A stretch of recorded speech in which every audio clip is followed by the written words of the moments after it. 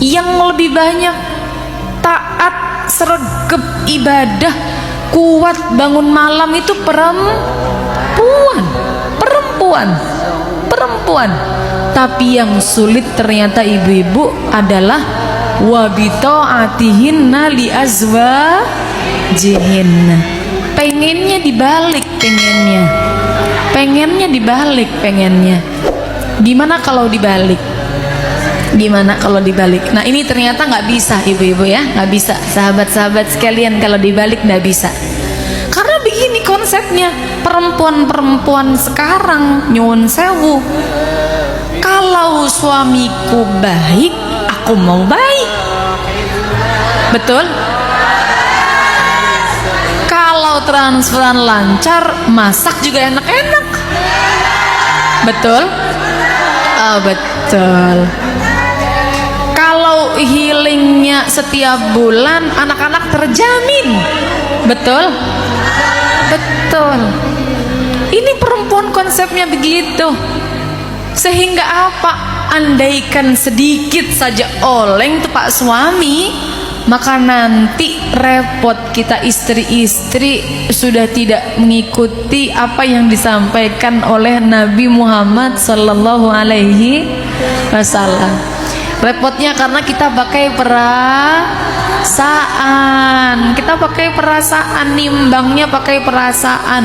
Sekali perasaan tersakiti, rasanya mau baik sulit sekali. Niki kalau matur relate aja, YRRA, yang relate aja. Ya TTA kan yang tahu-tahu aja. Niki yang IRRA, yang relate aja. Kebanyakan perempuan demikian. Sehingga makanya sahabat-sahabat sekalian, Allah itu kalau menyampaikan, orang itu kalau mau jadi baik, itu enggak karena manusia lainnya baik kepada dia, bukan. Tapi Allah sampaikan dalam Al-Quran, wa ahsin kama ahsanallahu ilaik. Bukan wa ahsin kama ahsanan nasu ilaik, bukan.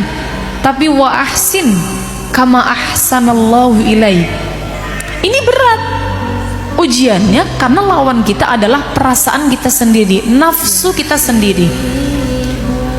Sehingga sahabat-sahabat sekalian, ketika kita dalam proses sedang berperang terhadap perasaan kita sendiri, ini namanya proses tazkiyatun nufus, proses pensucian diri, pensucian hati, yang pada akhirnya kalau kita bisa melewati, mohon maaf sahabat-sahabat, ini meskipun sulit, saya ingin sampaikan, apa yang kita lakukan bukan karena memandang bagaimana orang memperlakukan kita, tetapi apa yang kita lakukan karena perintah Allah kepada kita. Sehingga ini yang membuat, makanya perempuan yang solihah, kalau kata Kanjeng Nabi, kamathalil ghurabil a'sam, bagaikan burung gagak yang langka, jarang adanya. Karena yang bisa berhasil dan dia bisa mengalahkan hawa nafsunya, itu langka. Lagi-lagi saya mohon maaf, sedikit contoh saja, semisal ya, sedikit contoh saja. Di masa sekarang kita perempuan dididik untuk mandiri. Ada kemandirian pemberdayaan perempuan, fatayat tentunya menangani terkait hal ini. Perempuan diberdayakan, diberikan pemahaman dan juga diberikan edukasi supaya bisa tidak bergantung hanya kepada suami. Bagus sekali. Perempuan itu harus mandiri. Mengapa saya matur demikian? Karena orang yang tidak membebani orang lain didhawuhkan oleh Nabi menjadi sebaik-baiknya orang. Dia yang tidak membebani kepada orang lain. Maka perempuan kalau bisa mandiri tentu akan sangat baik untuk dirinya, untuk mentalnya, untuk masa depannya. Namun ada satu sahabat-sahabat yang sepertinya menjadi kekurangan kita sebagai seorang perempuan yang harus kita benahi. Lagi-lagi kalau ibu-ibu ini sudah diberikan keleluasan perihal tentang ekonomi, rasanya seperti menjadi penentu hak mutlak keputusan rumah tangga.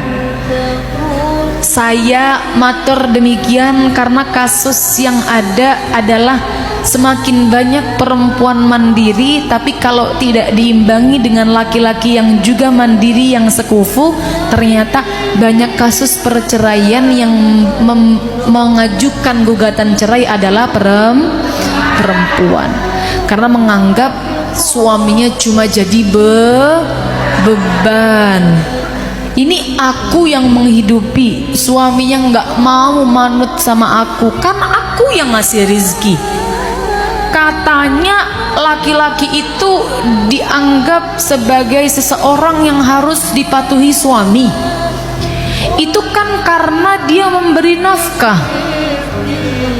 Kalau sekarang aku yang kasih nafkah, berarti ayatnya harus berubah. Yang sebelumnya ar-rijalu qawwamuna 'alan nisa mestinya jadi semangat sekali ibu-ibu ini. Harusnya berubah, sehingga banyak yang punya pemikiran demikian. Saya mendapatkan laporan sahabat-sahabat sekalian ketika saya berkunjung ke beberapa daerah yang kemudian saya bertemu dengan beberapa teman-teman yang ahli di bidangnya yang mengurusi dalam hal ini. Itu paling banyak gugatan cerai karena perempuannya mandiri, sehingga merasa saya bisa dan saya tidak perlu mengandalkan laki-laki. Sahabat-sahabat sekalian, ada satu hal yang perlu untuk kita fahami dalam kita menjalankan kehidupan dunia. Satu yang perlu kita fahami, bahwa kita di dunia ini oleh Allah diperintahkan untuk beribadah. Panjenengan semua semerap konsep ini. Namun yang kadang-kadang tidak faham adalah pernikahan dan apa-apa yang Allah perintahkan di dalamnya kepada seorang perempuan itu juga bernilaikan ibadah. Sehingga yang sepertinya ini adalah ego kalah ego, ego lawan ego.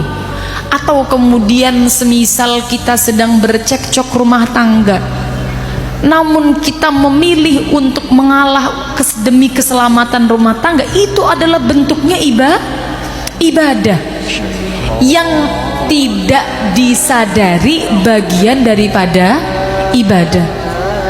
Dalam rumah tangga, semisal laki-lakinya tidak bisa mengayomi atau tidak bisa menafkahi, ternyata jalur rezekinya ada pada istri, tapi istrinya tetap manut kepada suami. Itu bagian daripada ibadah yang panjenengan tidak sadari. Bahkan nyun sewu, kalau kita kupas lebih detail tentang hadisnya, panjenengan ngeramut anak-anak rewel jenengan diemkan, jenengan timang-timang, anak sakit jenengan timang-timang, itu ganjaran ibadahnya bisa jauh lebih besar daripada orang-orang yang berjihad fi sabilillah.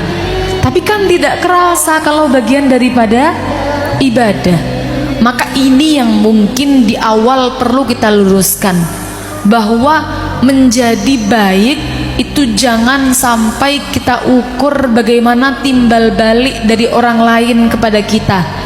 Tetapi kita kalau ingin menjadi baik, urusannya adalah bagaimana Allah baik kepada kita. Maka perintahnya Allah kita untuk baik, maka kita harus bisa menjadi baik.